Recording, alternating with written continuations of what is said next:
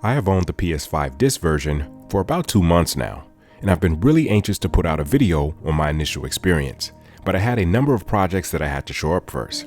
But the more that I think about it, whether my PS5 impressions came 7 months following the initial launch, or dropped a full 9 months following November, I'm still laughably late to the party either way. But so are a lot of people out there still, to be honest. So while this video comes later than I would have liked, considering the unprecedented challenges with regard to stock, supplies, and a global pandemic, I'm still very much on time for a lot of people out there. For this video, I'll be sharing my initial thoughts and experience with the PS5 over the past few months. We'll do some compare and contrast with the PS4, talk about some pros and cons as it relates to the Xbox Series X. We'll look at some games that I've really been enjoying with the new console, and I'll air out some gripes that I'm honestly shocked have yet to be rectified for the PS5 after all this time. Oh, and yeah, it's a must that we talk a little bit about the PS5 internal SSD craziness that's been going on as of late. So step inside and pull the curtain behind you. These are the confessions of a guy that bought the PS5 7 months after release.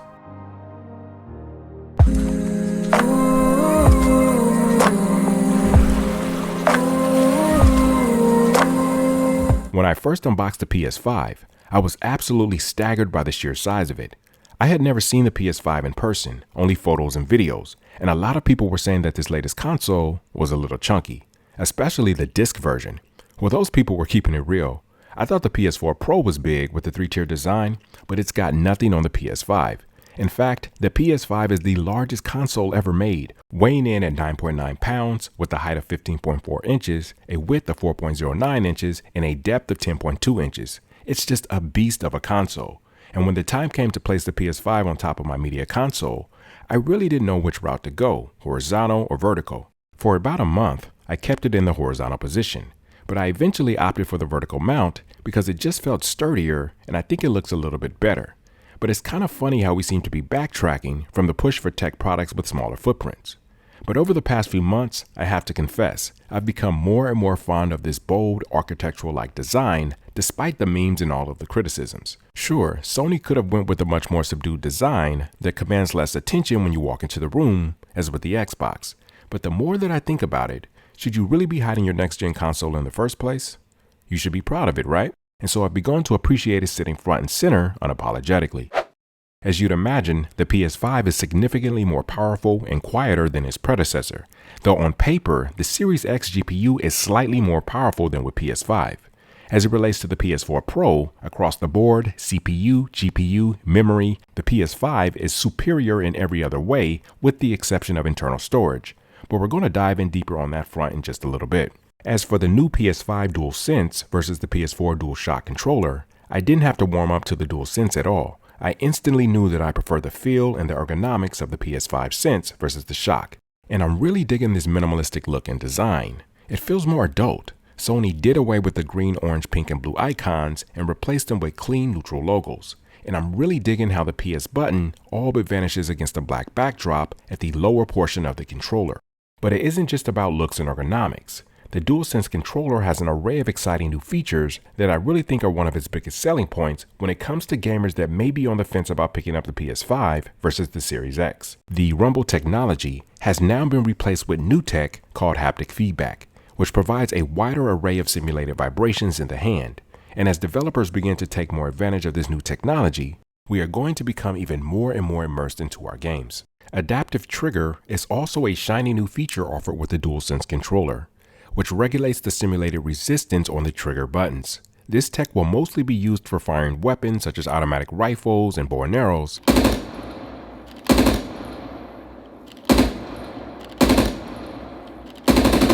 But I'd bet a pretty penny that we're going to see this used in even more creative ways as time goes on. And lastly, in addition to the previous headphone jack offered with the previous DualShock, the DualSense now has a USB-C charge port in place of the micro USB. And there is now a built-in microphone which is unique to the PS5 DualSense.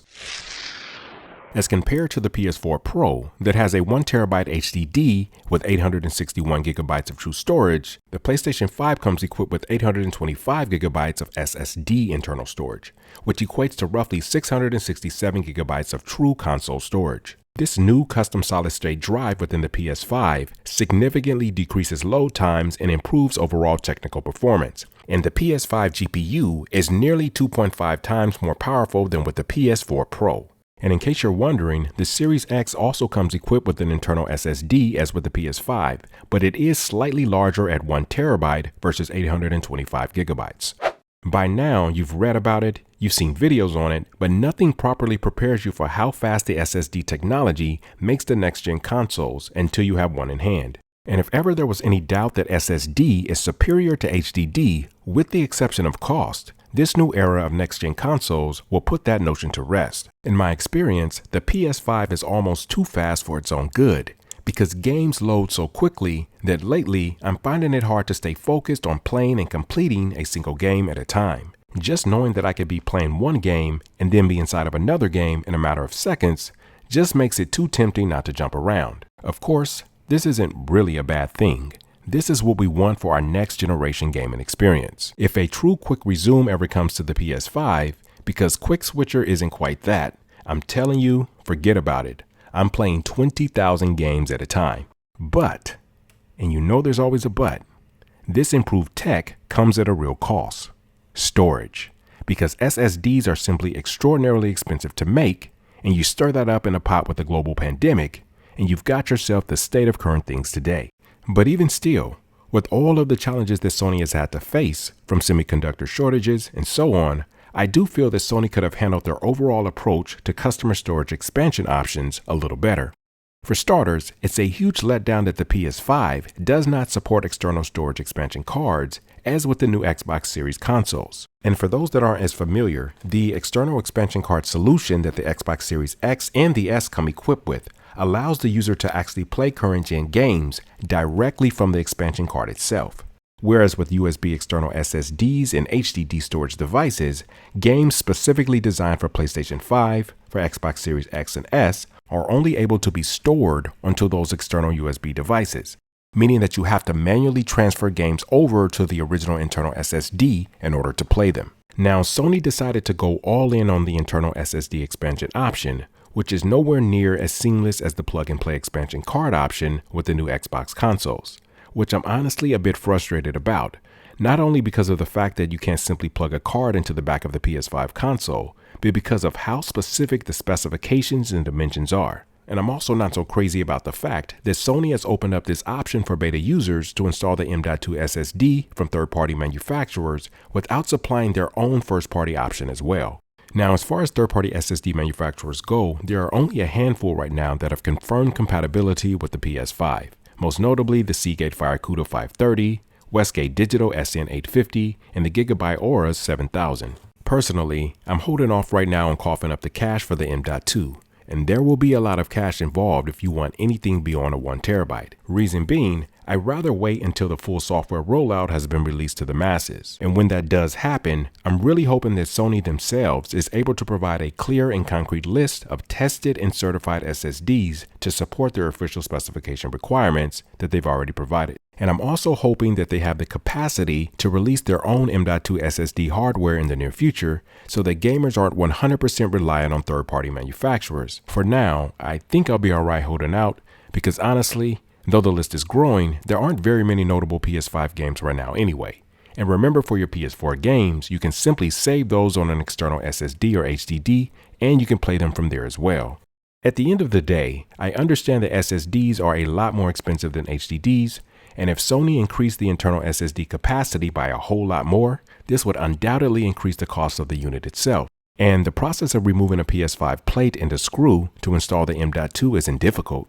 I just don't love the fact that Sony is currently asking gamers to turn to third-party suppliers, whilst implying that they pretty much won't assume liability if they screw things up. But with all that said, I'm optimistic that Sony is going to figure this all out. The software update is still in the beta infancy stages, and we probably need to just take a deep breath and let time take its toll. Alright guys, let's take a closer look at the PS5 UI. Let me start off by saying that I'm a huge fan of this new user interface that ditches the static fixed background for one that envelops the entire screen based on the particular game that you have selected. Now, though I do prefer this new dynamic dashboard with the PS5, it would have been nice to still have the option to be able to utilize custom theme fixed backgrounds as with the PS4. But honestly, even with the wallpaper feature as with the PS4, I'd probably still be using this current interface. So when going through the list of games that you're currently playing and you try to jump up, you'll notice that the control center is no longer above the games on the PS5 as with the PS4.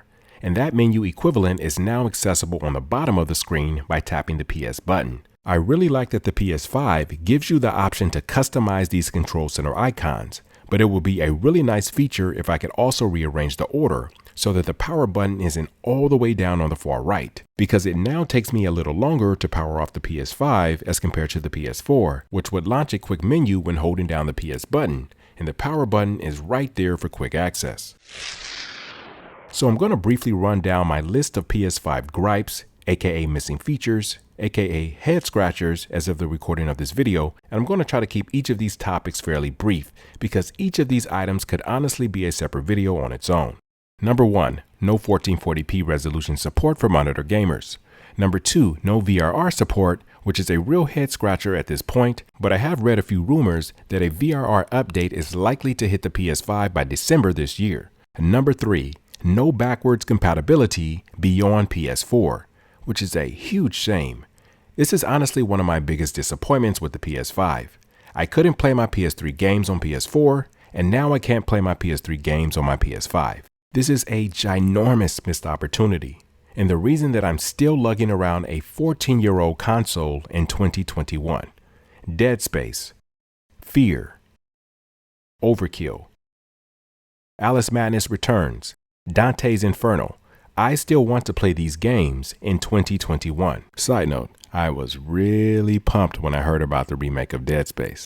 Now, I know that a number of these features will eventually come around to the PS5, such as 1440p and VRR support, but as someone that purchased the PS5 console 7 months after initial release, it would have been really nice if a lot of these features were already buttoned up and ready for prime time at this point. I think sometimes the most essential part of next-gen conversations gets lost in the shuffle. Because at the end of the day, we buy high-powered consoles for one primary purpose: to play games. And we could run around in circles endlessly comparing spec for spec, pro for pro, subscription for subscription. But at the end of the day, the platform that has the largest assortment of exclusives that you are most interested in, and/or the console that the majority of your friends play, will be the console that you are going to favor. Point blank. It really is that simple. With that said, in my upbringing, I have generally preferred PlayStation exclusives versus Xbox exclusives. So that has been my primary console of choice. But does that mean the Xbox doesn't have a ton of awesome exclusives as well? Of course not. As a matter of fact, my goal is to pick up the Series X at some point next year at the latest. With that said, let's take a look at a few PS5 games that I've been playing and a couple that I have on pre-order that I'm really excited to play. Spider-Man Miles Morales was the first game that I reached for when I powered on my PS5 for the very first time. I purchased the PS4 version beforehand, but I hadn't even made it halfway through the campaign, so I immediately upgraded to the PS5 version and started back at the very beginning. Words cannot describe just how good this game looks on the PS5 console, and it runs so smoothly and it's whisper quiet. Load times from startup in between cutscenes, fast man. And as a result, I completed the campaign in just under 3 days, though I do still have a lot of side quests and trophies to strive for. Being a horror fan, Resident Evil Village was the second PS5 game that I reached for.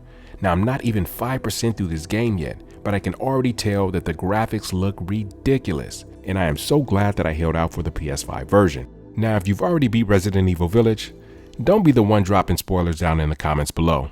Seriously, I'll delete it.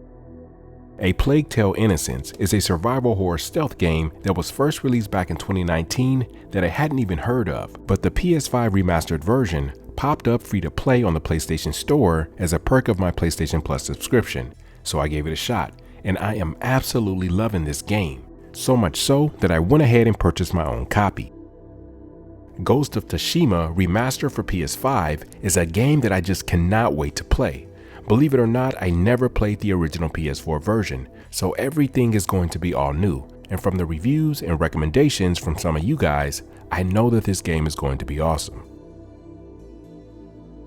Kena Bridge of Spirits is an indie developer title by Ember Lab that I pre-ordered. When I saw the trailer and the gameplay, I read up on the synopsis and I didn't hesitate to put up the money to support Ember Lab, who are actually headed up by two brothers that are the founders of the company. This just looks like an amazing world to explore. The environmental graphics look nothing short of spectacular. The story follows Kena, a spiritual guide with supernatural abilities that helps deceased people move from the physical to the spiritual world. Back 4 Blood just looks like a really fun multiplayer to explore outside of Call of Duty Zombies. Man, does that look fun. This one drops in early October, just in time for Halloween. And last but not least, Life is Strange True Colors, which is a title that you probably weren't expecting, but I got hooked on this Square Enix franchise back on PS4 and I've since been sticking with it.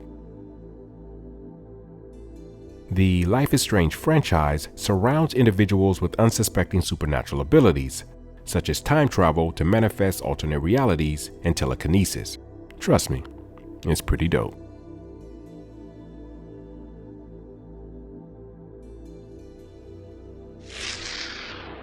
Overall, while I have my gripes and nitpicks for the PS5 console, I have absolutely no regrets in picking it up. It is a beast of a console in both size and in power, and it's extraordinarily quiet as compared to the jet engines of the PS4. Playing video games has never been more exciting and immersive, and while the PS5 is far from perfect right now, I do recognize that it's in an infancy state, and there will be a slew of updates and slimmer models down the road, as there always are. I think that about covers my early impressions of the PS5, but there will definitely be more to come. I feel like I got a lot off my chest for this one, so I'm feeling pretty good, though I had to cut some things out because this video was getting extraordinarily long. Hopefully it didn't come across as too ranty, because at the end of the day, even with everything, the pros for the PS5 console still far outweigh the negatives, and I'm holding out that by the time the PS5 has amassed an archive of popular titles, the M.2 SSD internal expansion deal will be a lot more polished and streamlined. What I want to know from you guys is if you already own a PS5 or a new Xbox Series X or S, or if you're still working on it, and if so, what has that process been like for you? For those that already own a next-gen console, what games are you currently playing right now, and what games are you most excited about in the near future? Really enjoy hanging out and chatting with you guys down below. Make sure to hit the like button and subscribe if you have not already, so you don't miss future content like this. I'll see you guys in the next one, but until then, peace.